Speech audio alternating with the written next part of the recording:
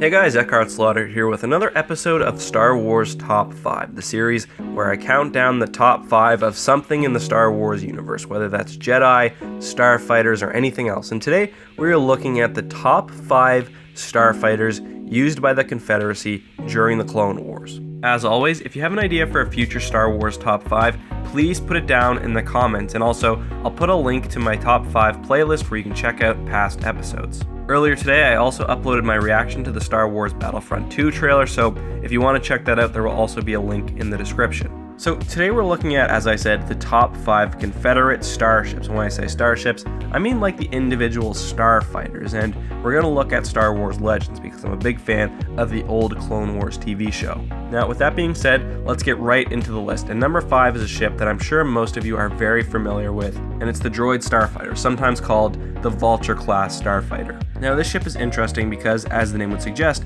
it is controlled entirely by a droid, so there's no human pilot involved. Now, this has several advantages and disadvantages. For one, the ships can all communicate with each other, which is really helpful because they often work in giant swarms. They also have no problem doing things like suicide missions, operating dangerously, and they can make moves that some human pilots wouldn't be able to. However, on the other hand, while their reaction speed was up there, the droids didn't have the same kind of skill that human, and when I say human, I guess I should say all living creatures in the Star Wars universe would have. The ships also could only fly for about 35 minutes before their fuel would need to be replenished. Now, obviously, that's not very long in a space battle. Also, kind of against them is they don't have any sort of shield. They're pretty weak, and I mean, they don't have a whole lot going in the way of weaponry, just 4 kind of small cannons. Still, given the fact that they were usually fielded in overwhelming numbers, and that, they're not bad for a pretty cheap starfighter, the Droid Starfighter was the 5th deadliest ship used by the Confederacy of Independent Systems. 4th is the Nant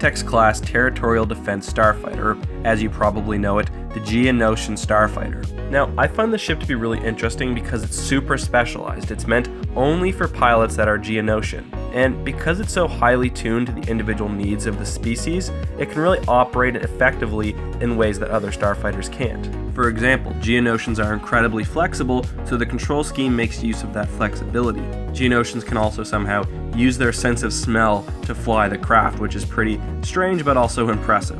Also cool is that Geonosians basically grow up with their ship, so again, it's like a sense of connectedness and a really effective use of the technology. That being said, the ship is kind of held back by its weak weaponry. It only has 1 laser cannon, so while this could probably be used against enemy starfighters with a decent effectiveness, there's probably not much else that this ship could do. The 3rd deadliest starfighter used by the Confederacy of Independent Systems is the belbullab 22 Starfighter. Now, you probably don't recognize the name, but I'm almost sure that you'll recognize the design. A modified version of the starfighter was used by General Grevious during the Clone Wars, and it's actually the ship that Obi-Wan steals in Revenge of the Sith. This fighter is interesting, and I mean, it's kind of hard to say whether it deserves the 5th spot or the 3rd spot, somewhere higher, somewhere lower, somewhere in between. It all comes down to what kind of fighter you prefer. The belbullab was a much heavier starfighter. It had 2 triple laser cannons which could inflict a lot of damage and was less maneuverable, but also much heavier. It had a thicker hull and could take more damage and give more damage than a droid starfighter. We don't really see this ship in action, it just kind of works as a plot point in a ship of General Grievous. But because I think it fits kind of a good role within the Separatist army as a more heavy starfighter, I give it the number 3 spot. Number 2 is the Ginivex class starfighter, and if you've watched the very old Clone Wars TV show, not the newest one but the older one, you guys have probably seen this ship before. The Ginivex was kind of like Count Dooku's solar sail, but as a starfighter. The ship was extraordinarily maneuverable, and when piloted by Ventress was even a match for Anakin in his Jedi Starfighter, was very well shielded, in part because of the unique solar sail it had, which collected energy, and was well armed with a maneuverable double laser cannon on each one of its arms, and secondary laser cannons on the front of the ship. I like this ship, and I think it's the 2nd deadliest ship used by the Separatists because it's a nice combination between high maneuverability and speed and firepower. Still, I don't think it can stand up to the number 1 ship used by the Separatist Navy, the Droid Tri Fighter. This ship is cool. It's actually really cool. It's kind of like the Separatist version of the TIE Defender, although this ship doesn't have any shielding. Think of a battle droid and a droideka. This is basically the same comparison between a regular Droid Starfighter and a Droid Tri Fighter, which is probably appropriate because the Droid Tri Fighter was made by the same people who made the Droideka line of battle droids. And also, holy crap, I just said droid about 50 times in that one sentence. The Droid Tri Fighter was exceptionally well armed for a starfighter. It had a medium laser cannon in the middle of its body, and then 3 light laser cannons on each one of its arms.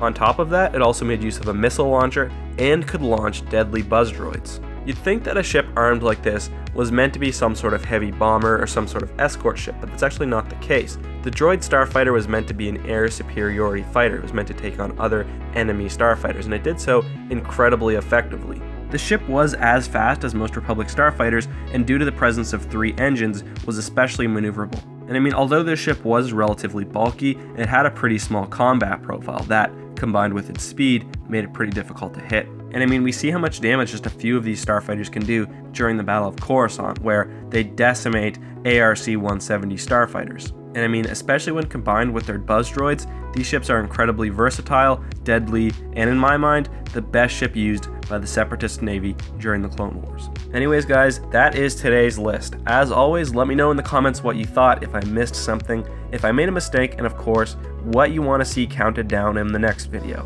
Also, if you guys got this far, I want to hear what you think about this question. Would you rather take a fleet of droid-controlled starfighters, taking in mind that they can communicate with each other, that they can react extremely quickly to events, but they're a little less creative than human pilots, or organic pilots? So basically, assume that all the ships are the same.